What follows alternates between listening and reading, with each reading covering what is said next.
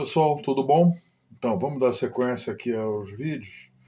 É, Já começaram algumas críticas por eu estar me expondo algumas pessoas da minha família, mas eu penso o seguinte: os assuntos que eu estou falando são muito pertinentes e são assuntos muito em voga no momento. Tá? A questão do narcisismo está explodindo por aí, a gente encontra dezenas, centenas de canais do Instagram, do YouTube, com psicólogos falando sobre isso, mas eu não vi ninguém dando depoimento de como viveu o narcisismo. É,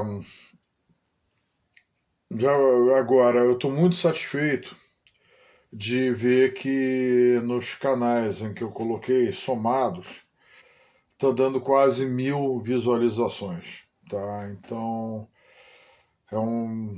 Isso no último vídeo, deu quase 1.000 visualizações entre Instagram, Facebook e no YouTube, tá? Que são os três canais que eu estou usando.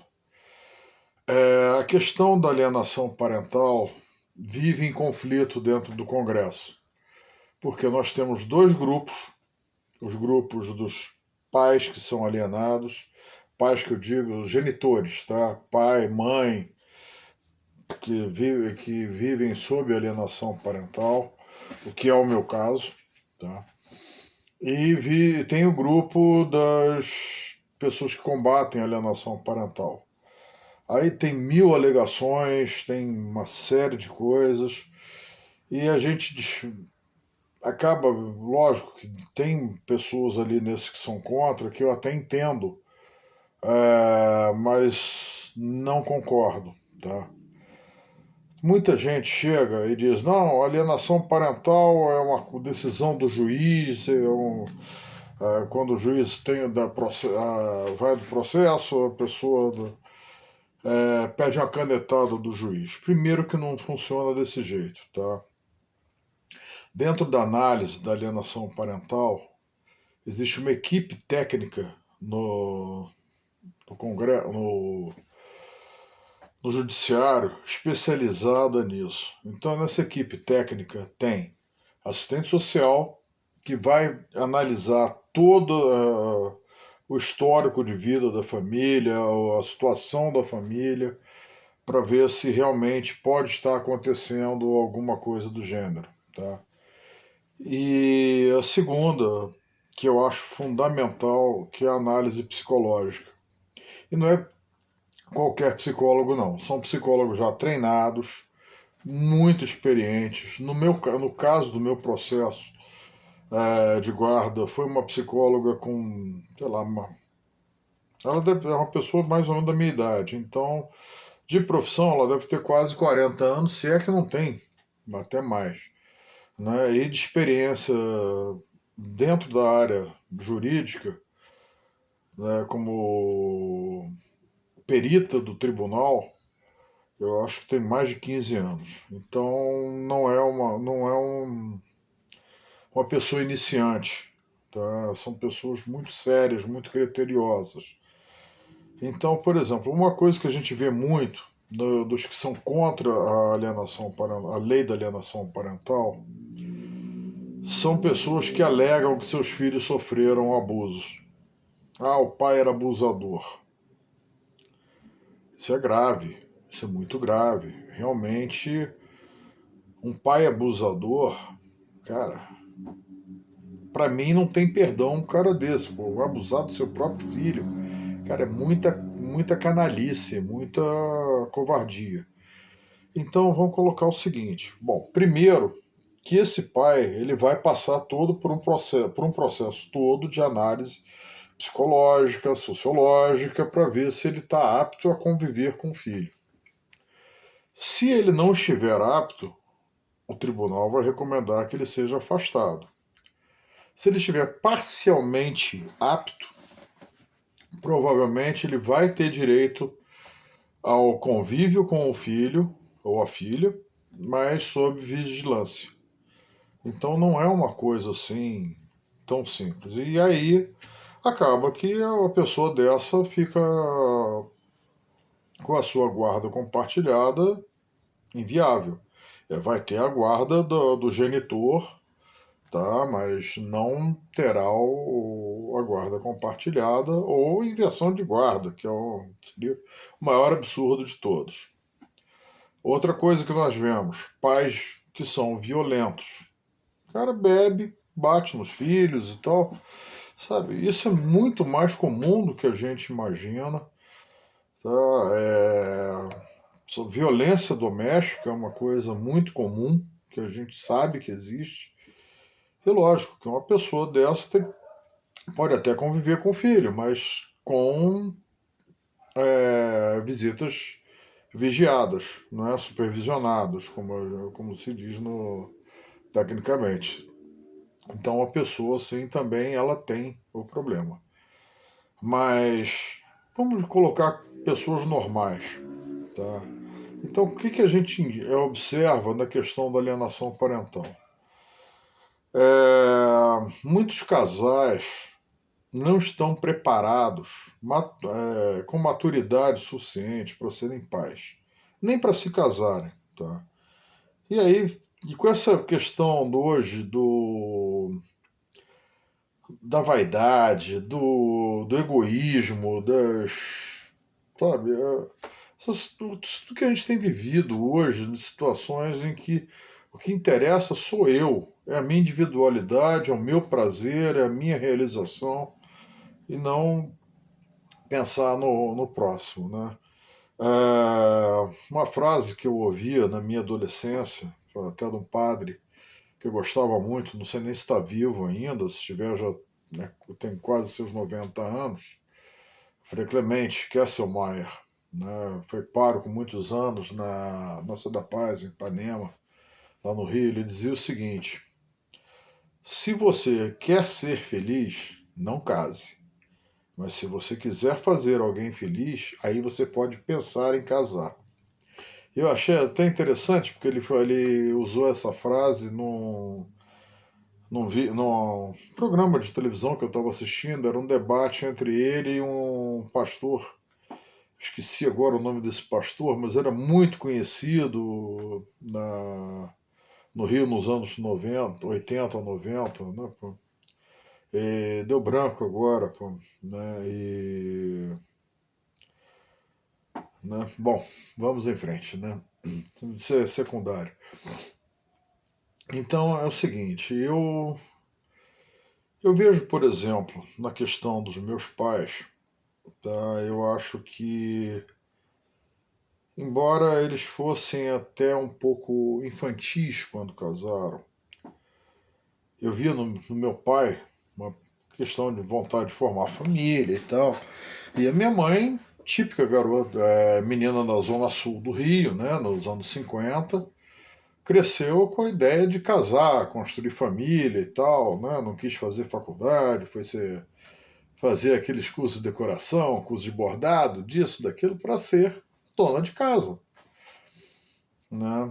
Só que é aquilo que eu disse, casaram, meus pais perderam a primeira gestação da minha mãe, né? Era para ter um irmão hoje com seus 63, acho que 63 anos, 64 talvez. Né? Meus pais estariam com 65 anos de casados, ou provavelmente é, esse meu irmão, que não chegou a nascer, estaria com 63, 64, 64 anos, por aí. Bom, quando eu nasci, meus pais já tinham 5 anos de casado. Meu pai tinha 29 anos, minha mãe tinha 25, né, 24 para 25. E virei o centro das atenções da família. Né? Poxa, por parte de mãe, primeiro neto, né? Por parte de pai, eu não fui o primeiro, eu já fui o quarto neto. Mas era o primeiro filho do filho, né? Então era aquele que queria continuar com o nome da família. Né? E realmente eu passei meu sobrenome para mais 3 herdeiros, né? E espero que meu filho também tenha filhos e continue a perpetuação da família, né? Então, bom, mas o que acontece? Quando a pessoa é narcisista, de repente o meu nascimento foi um disparo na vida da minha mãe. Eu não tô aqui para analisar, porque eu não sou psicólogo, não sou nada, mas são suposições, tá? Ela perdeu o lugar de rainha da casa. Chegou o Guilherme. Não, se esforçou para ser boa mãe, né? Trocava a fralda, dava de mamar, fazia papinha, né? Mas são fases da minha infância que eu não consigo lembrar, óbvio, né? Antes dos 3, 4 anos de idade é muito difícil a gente conseguir lembrar de alguma coisa. Então, realmente, eu não posso afirmar nada, não posso dizer nada. O que eu posso dizer é que, com a separação dos meus pais, a minha vida começou a mudar. Tá? Eu gostava muito do meu pai, me dava super bem com ele. É qual criança, né, de 4 anos de idade que não é feliz com seu pai, quando os pais são pessoas normais, né? E meu pai, eu tenho grandes. Engraçado, eu não consigo lembrar da minha mãe, né, em momentos assim, mas eu lembro do meu pai, né? E. Poxa, eu fui afastado dele com 4 anos e meio, né? Meu pai depois foi, construiu outra família, morou em São Paulo muito tempo, então eu pouco via meu pai depois da separação deles, sabe? Até porque, o que acontecia? Uma coisa que é muito comum nos casais que separam é a mãe usar a questão da pensão para deixar o pai ver ou não os filhos. Atrasou a pensão. Você atrasou a pensão, você não vai ver seus filhos. Você não pagou a pensão, esquece teus filhos, não deixa nem falar. Cara, você não tem ideia do mal que você está fazendo pro seu filho. Você que é mãe, que tem esse comportamento, você não tem ideia do mal que você está fazendo pro seu filho. Não é pro pai, não. O pai, lógico, vai sofrer, vai sentir. Mas o pior de tudo é o seu filho que não vai estar vendo o pai, não vai estar falando com o pai. Então, quando meu pai atrasava a pensão ou deixava de pagar um mês, caramba, pô, era um inferno. Minha mãe não deixava nem ele falar comigo e com a minha irmã ao telefone. Tá? Então, são coisas assim que vão mostrando como é que começa a alienação parental. E aí, não interessa o motivo da separação. O motivo da separação dos meus pais eu acho que é um motivo perfeitamente justificável para essa separação ter ocorrido. Tá? Eu não vou entrar em detalhes, mas concordo plenamente que eles deveriam ter se separado. Na verdade, eu acho que não deveriam nem ter se casado, mas tudo bem. Ah, mas. Então, o que acontece? A minha mãe, na revolta dela, com as situações todas, passou a malhar o meu pai. O esporte favorito da minha mãe era malhar o meu pai. Ela dizia que não, nunca falou mal do meu pai, nem nada, porque ela sempre incentivou meu pai a estar com a gente. Tudo. Papo furado. Papo furado. E se ela vier falar isso comigo, eu vou dizer: não foi mesmo. Eu lembro bem, sabe? Sempre falando mal do meu pai, sempre metendo malha no meu pai. Então ela foi fomentando um, uma relação, um sentimento negativo. Então vamos dizer que eu tenha chegado a odiar meu pai, mas eu não queria ser filho dele. Sabe? Até quando, por exemplo, eu entrei para a Marinha, eu usei o nome de guerra que era da família da minha mãe, pô. Por que eu não usei o nome de guerra do meu pai, pô? Sabe? Teria sido tão mais óbvio isso, pô. Era um nome diferente que ninguém ia ter. E eu tinha um colega de turma que tinha o mesmo sobrenome que eu. Então, como passei com uma nota melhor, eu pude escolher meu nome antes dele. Então, ele teve que escolher outro nome de guerra. Tá? Então, o que acontece? Você, quando está vivendo uma situação dessas, tá? Você quer evitar aquela pessoa, sabe? Então, me foi feita uma lavagem cerebral dizendo que o meu pai não prestava, que a família do meu pai não estava à minha altura, meus tios, meus avós e tudo. Então, como eu ainda falei no vídeo anterior, uma mágoa que eu tenho foi da questão do falecimento da minha avó, que eu não me despedi da minha avó, fui ver minha avó já dentro de um caixão. Então, essas coisas marcam a gente, sabe? E depois é aquela história, não é só o falar mal, é evitar contato, não deixar vir, não deixar você estar presente nos momentos da família do teu pai, da tua mãe, para quem sofre alienação parental por parte de pai contra mãe, né? Pô? E às vezes o que acontece é uma alienação mútua, porque quando você está com o seu pai, ele só sabe falar mal da sua mãe.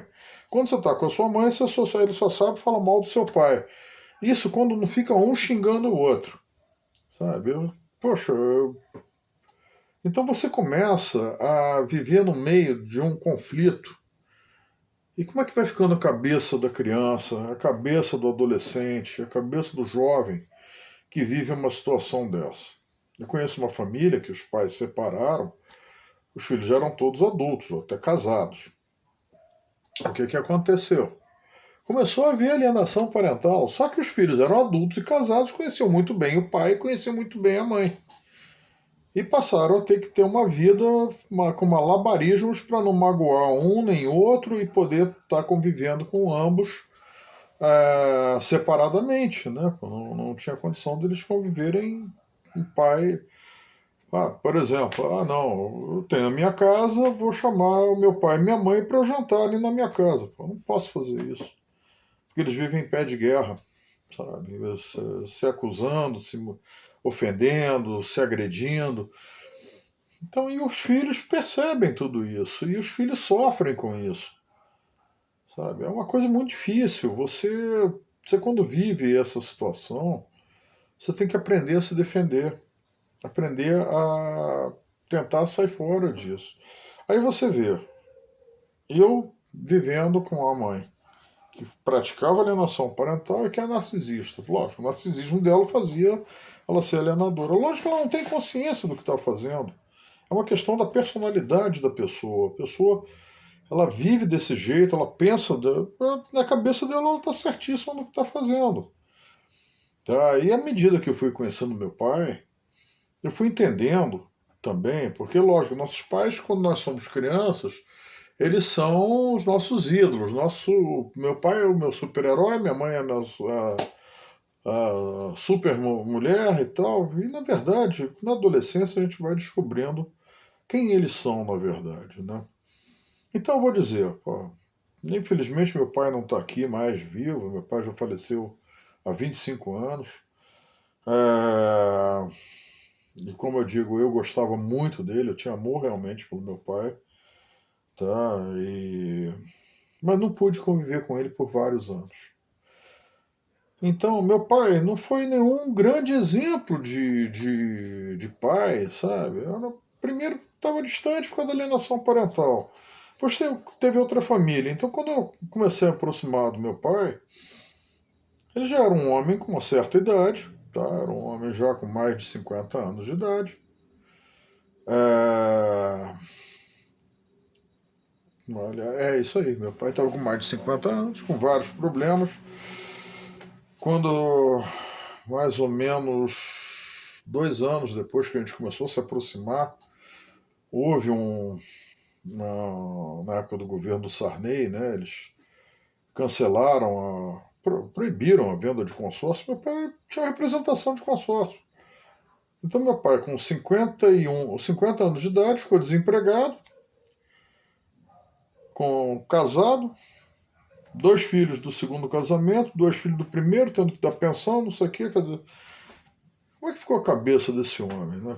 E aí eu fui vendo que foi ajudar ele. Tá, ajudei meu pai através de um tio meu também, meu padrinho, irmão da minha mãe, me ajudou a ajudar meu pai, sabe? Montamos um negócio para ele e tal, que depois aí justamente eu fui vendo que ele era uma pessoa que tinha um excelente coração. Meu pai era um cara tinha uma alma boníssima, um coração bom, era uma pessoa, era amigo dos amigos, era aquela pessoa que você gostava de estar junto. Mas como administrador era um caos, sabe? E ele conseguiu levar uma lanchonete no Flamengo, perto a empresas, onde ele fornecia refeições para a empresa. Ele conseguiu levar à falência isso. Na experiência, sei lá, visionário.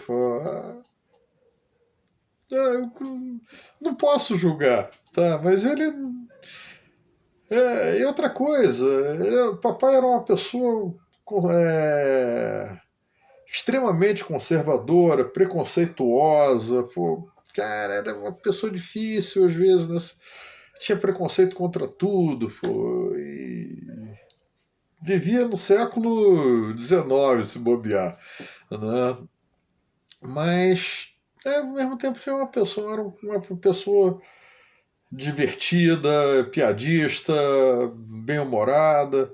Depois, com lógico, a doença, ele foi ficando amargo, foi ficando ranzinza, né? E até o engraçado, às vezes eu brigava com meus filhos, eu chamava a atenção deles, eu usava termos que o meu pai usava quando ele estava ranzinza. Eu falei, ih, caramba, tô ficando parecido com o seu Roberto, meu Deus do céu. Sabe, gente? Então, a reconstrução da minha relação com meu pai foi uma coisa muito difícil mesmo. Porque eu comecei a ver que ele não era aquele ídolo que eu imaginava, que meus 4 anos, também não era aquele monstro que a minha mãe tinha pintado para mim. Então era um homem comum, com suas qualidades, seus defeitos, sem nenhum ponto assim tão elevado, né, que chamasse tanta atenção. Era simplesmente um homem comum. Um homem de 50 e poucos anos de idade, quando ele ficou inválido, né, pelo infarto que ele teve. Já tinha 55 anos, ele teve uma sobrevida de 9 anos, muito precária, né, porque o coração foi muito atingido, e aí já tinha problema de pulmão, porque um cara que fumava 4 maços de cigarro por dia, você imagina, né? Então, a saúde muito frágil, né, mas isso foi. A gente tentou, pelo menos, resgatar a nossa interação. Não que fosse resgatar o tempo que eu não vivi, que isso não volta, sabe? A mesma coisa será com meus filhos. Eu não vou conseguir nunca resgatar esses 10 anos que nós estamos afastados. Tá? Os 3 anos que eu não conseguia nem vê-los, nem ter notícias deles. Eu jamais vou conseguir resgatar isso. Foi um tempo que foi roubado da minha vida e foi roubado da vida deles. Muito mais até da vida deles. Tá? Porque, por exemplo, quando a minha mãe me afastou do meu pai, ela roubou do meu pai a chance de estar comigo, de ter uma amizade comigo, de ter um carinho meu, de ter um relacionamento pai e filho, tá? Por anos. E ao mesmo tempo, foi muito mais difícil para mim, porque me foi roubada a chance de ter um pai. Sabe? Quando meus pais se separaram, minha mãe voltou a morar na casa dos meus avós. Ótimo, tinha o meu avô e meu padrinho. Tá? Meu avô era um cara sensacional. Eu tenho as melhores lembranças do meu avô. Não era assim um cara de muito chamego, assim, mas eu tenho as melhores lembranças possíveis do meu avô. Né? O Tomás Benjamin, mais conhecido como Beija. Eu adorava o meu avô. Né? Então, até a paixão que eu tenho por mecânica foi passada por ele, né? E só que meu avô faleceu 2 anos depois que eu voltei. Então eu tinha 7 anos de idade quando meu avô faleceu. Né?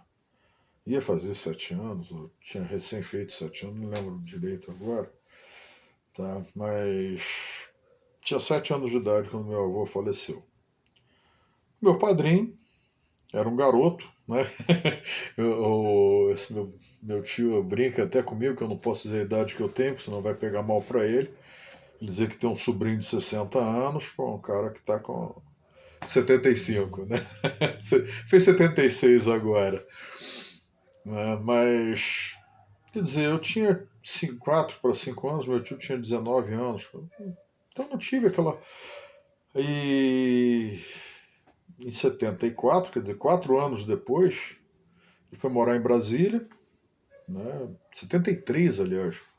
Foi morar em Brasília, saiu de casa e logo depois ele casou, firmou a vida dele em Brasília. Quando ele voltou para o Rio, eu já estava com meus 15 anos. Ele casado com 2 filhos já também, né? Foi dono de empresa e tal, né? Então fica uma coisa assim, não tinha tanto tempo para o sobrinho, lógico. Pô, o cara trabalhava que nem um doido, pô, quando chegava em casa tinha que dar atenção à mulher e aos filhos, o sobrinho fica em segundo plano. Embora ele nunca tenha me deixado em segundo plano, tá? É uma pessoa que sempre esteve do meu lado para tudo na vida, esse meu padrinho, meu tio e meu padrinho, sempre esteve do meu lado, sempre, até hoje, tá? Nós somos muito unidos, muito unidos. Eu tenho um amor muito grande por ele e sei que ele tem um amor muito grande por mim também.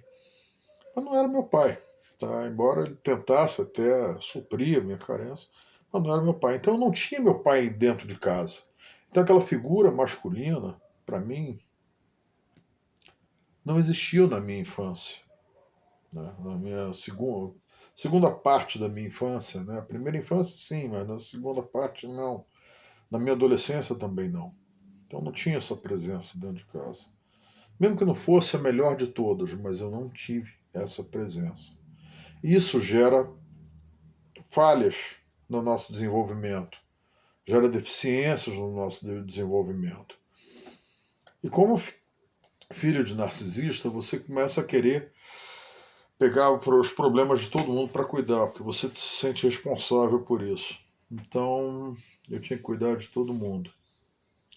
Né? Então, são coisas assim, sabe, que afetam muito o nosso dia a dia. Eu tive uma psicóloga que dizia o seguinte: você é uma árvore frondosa com um caulezinho desse tamanho, estreitinho. Em qualquer hora dessa, com uma ventania, esse caule vai quebrar. E lógico, quebrou. Caindo em depressão profunda, aquilo, tudo que eu já comentei em vídeos anteriores, né? Você não aguenta a pressão, você desaba, né? Mesmo com apoio psicológico e tudo, você acaba desabando, porque você não tem estrutura emocional para suportar tudo que você faz, tudo que você é induzido a fazer, né? Então, é o que eu digo, eu cuidei do meu pai, eu cuidei da minha mãe, eu cuidei da minha irmã, né? Porque a pressão era toda essa, né? Meu pai foi por opção mesmo. Lógico, eu vejo meu pai numa situação difícil, eu vou cuidar dele. Pô. Quando ele ficou doente, eu ajudava até no sustento dele, tudo. Né? Graças a Deus eu pude fazer isso, né? Minha mãe também, mesmo com aquela tortura toda, com aquela chantagem toda que eu vivia dentro de casa, eu fiz a minha parte, né? Então, lógico, a pessoa que é narcisista nunca aceita o ponto de vista do outro, é sempre ele que está certo. Então, mesmo quando eu chamava a atenção, mostrava que o caminho que ela estava indo estava errado, eu era ofendido, né? Bom, então é o seguinte, como foi que eu cresci assim na alienação parental? Então fica essa carência da figura paterna dentro de casa, essa, esse afastamento por lavagem cerebral do teu pai e da família dele, as agressões que você vê entre os seus pais. Isso tudo vai gerando dentro da gente insegurança, medos, traumas, tá? Então, isso que eu estou começando a falar, por quê? Eu vendo essas brigas de pais que praticam alienação parental mesmo morando juntos, um falando, deixa teu pai chegar que você vai ver o que vai acontecer. Mamãe é boazinha, papai é ruim. Primeiro erro. tá? Dos pais que são casados. Eles já estão cometendo alienação. Quando o casal separa e começa essa briga, não, porque o filho é meu, que o filho. Cara, é uma das coisas mais machistas que existe a mulher dizer que o filho é dela. Que ela que gerou, que ela tem a obrigação de cuidar, que o pai não tem que ter participação. É machismo puro isso. Tá? As feministas que venham brigar comigo, eu tô pronto para isso, meu. Adoro uma briga. Tá? Mas é isso, é machismo. Dizer que a mãe não é nada de feminismo. O feminismo é entender que os dois têm que participar. O pai tem obrigações com a criança, não é só botar dinheiro, não. É educar, é orientar, tá? É obrigação de todo pai. Agora, tem pai que, quem, pelo amor de Deus, né, não merece nem ter esse título. São verdadeiros moleques, né, que quando separam esquecem até a família. Tá? Mas tem outros não, que querem ser pais. E a maioria é essa, quer ser pai, quer exercer o pátrio poder. Aliás, não existe mais esse termo. Agora quer exercer suas obrigações parentais. Tá? Então, eu, por exemplo, eu sou um pai que eu faço questão de fazer tudo pelos meus filhos. Estou sempre disponível para eles. Tá? Inclusive ajudar a cuidar da mãe deles. Tá? Até isso eu estou pronto a fazer. Né?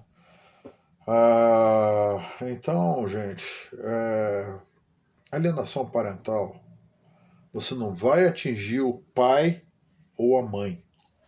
A pessoa que pratica alienação parental está prejudicando o seu próprio filho. É o seu filho que está sofrendo.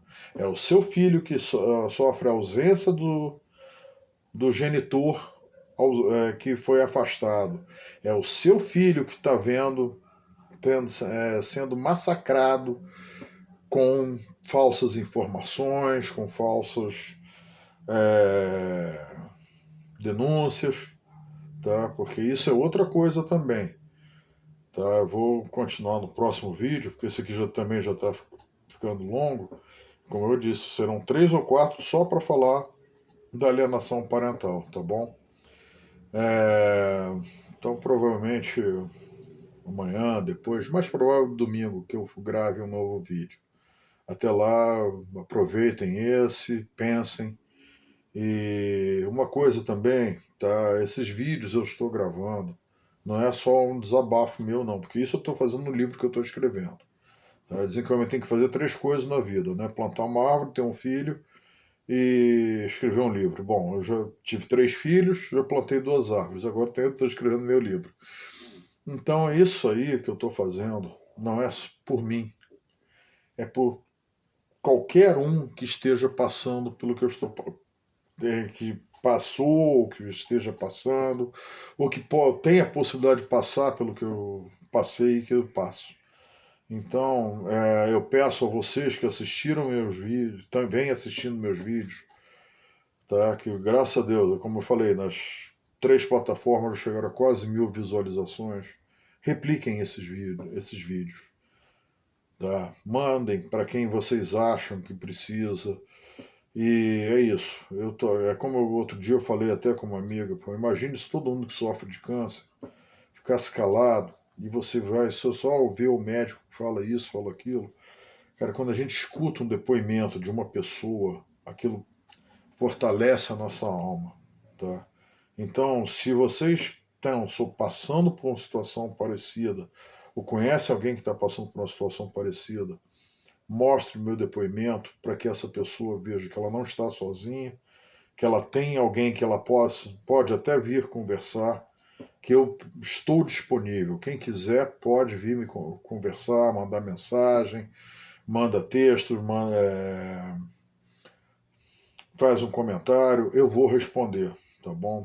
E é isso, gente. Então até o próximo vídeo, um grande abraço para todos e que Deus os abençoe.